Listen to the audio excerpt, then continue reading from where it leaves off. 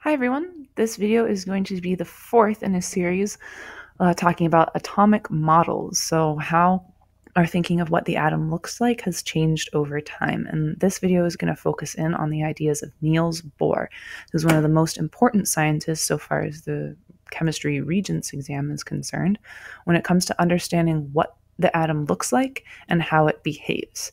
So Bohr's key contribution was the idea that electrons, those subatomic particles that J.J. Thomson discovered so long ago, are organized into energy levels or shells around the nucleus. So finally, after electrons are discovered, we started to organize the nucleus itself, saying it's made of protons and neutrons and they're concentrated in this very small center of the atom. We really didn't understand electrons all too well until Bohr came along with his hypothesis that electrons aren't randomly scattered. In fact, they're organized very coherently into distinct shells that sort of encircle the nucleus, kind of like track lanes around a particular field. So when we look at Bohr's model, what he said was, yes, we of course have that small, dense, positively charged nucleus that contains protons and neutrons. But surrounding that nucleus, we don't just have random electrons floating in empty space. We know it's mostly still empty space, but instead, what we're going to say is that electrons kind of orbit the nucleus in this circular fashion. And each of these circular orbits is known as an energy level. So here we've got energy level 1, energy level 2, and we could continue extending outwards with energy level 3, 4, 5, and so on. And what Bohr said is that as we move away from the nucleus into higher and higher energy levels, the energy of the electrons that we find in those rings becomes higher and higher. So as we move out, we increase the energy of the electrons. I'm just going to abbreviate electrons E minus to show it's an electron with a negative charge. And so Bohr's model kind of had some addenda to it, that our first energy shell could only hold 2 electrons maximum. Our second could hold 8 electrons maximum. The third could hold 18, and the fourth could hold 32. And the reason behind this is something that we'll discuss later on when we look even more in depth at another model of the atom. However, for now, what you're going to notice is these numbers appear on your reference tables in a particular location, and we'll take a look at just that. So what Bohr's model allows us to do is really think critically about electron configuration. To configure something means to arrange it. So really, electron configuration is just how are electrons arranged. And your reference table gives you all the information that you'll ever need to know about the most basic forms of electron configuration. We'll add a layer of complexity to it later on, but Bohr really laid the foundation for this talk about electron configuration.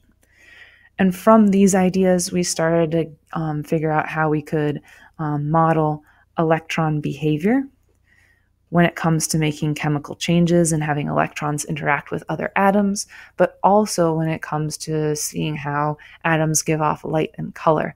And that's something that we'll look into in the next couple of videos. So if I want to draw Bohr diagrams, I need to know how many electrons go into each energy level for any particular atom. And what that is the electron configuration. And you'll notice that that's one of the components on your periodic tables that's highlighted down in that bottom left-hand corner. So for every element, you'll notice there's a unique configuration of electrons, all separated by these little dashes. And those little dashes tell you that we're moving to a new energy level. So if we take a look, say, at aluminum, That reads 2-8-3. What that tells me is in the first energy level, there are 2 electrons. So if I'm going to use this model over here, I would put 2 electrons into my first energy level. The second number corresponds to my second energy level, and there are 8 electrons there. 1, 2, 3, 4, 5, 6, 7, 8. And lastly, there are 3 electrons in this third energy level. So I'm going to draw them in 1, 2, and 3. So I drew this diagram by using the electron configuration 2, 8, 3, which is entirely unique to aluminum. You'll notice that my total electrons is equal to 13, which means it must be for a neutral atom of element number 13 with 13 protons, which is uniquely aluminum. There's no other electron configuration on the periodic table that's 2, 8, 3. So these are unique to every single atom, so it's really going to help serve as another identifier of what type of element we've got. So let's take a look at another couple of examples. I want to draw the Bohr diagrams for carbon with a mass of 14 and sulfur with a mass of 32. Now, these mass numbers aren't necessarily important for electron configuration, but they do tell us exactly what's in the nucleus. So if I'm going to draw carbon 14, what I know is that in the nucleus of a carbon atom, I have 6 protons. So if I have a total mass of 14, that means I must have 8 neutrons in conjunction with those 6 protons. So 6 protons and 8 neutrons get kind of crowded there into the nucleus. What I also know is that carbon's electron configuration is listed as 2-4. So that tells me that there are 2 energy levels that contain the electrons of any carbon atom, carbon 12, carbon 13, or carbon 14. So I'm going to put those first 2 electrons into my first shell, and I'm going to put those 4 electrons into my second shell. So what this tells me is that these 4 electrons on the outside have slightly more energy than the 2 electrons on the inside, and that's going to come into play when we talk about bonding. So let's take a look at another example. Sulfur 32. Again, you know this mass is really only going to determine what's inside the nucleus. So when I go to my periodic table, I look up sulfur's atomic number, see that it's 16.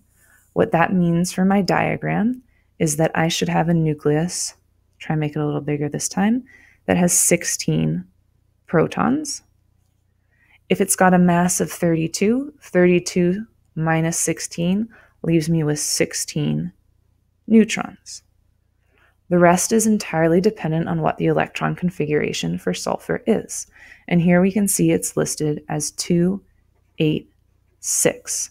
So because there are 3 numbers here, I'm going to draw in 3 energy levels to hold all of sulfur's 16 electrons.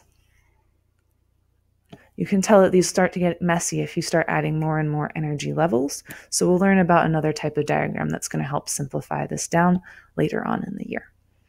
So this 2 I know is for my very first energy level. 8 electrons, 4, 5, 6, 7, 8, fit into my second shell. And 6 electrons, 1, 2, 3, 4, 5, 6, fit into my third shell. And that is my Bohr diagram for sulfur 32. It includes a nucleus with the appropriate number of protons and neutrons, and also a place in each energy shell for all of the electrons that need to be there.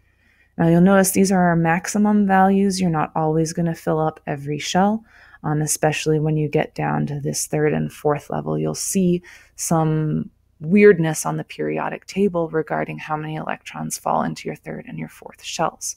Don't let that fool you.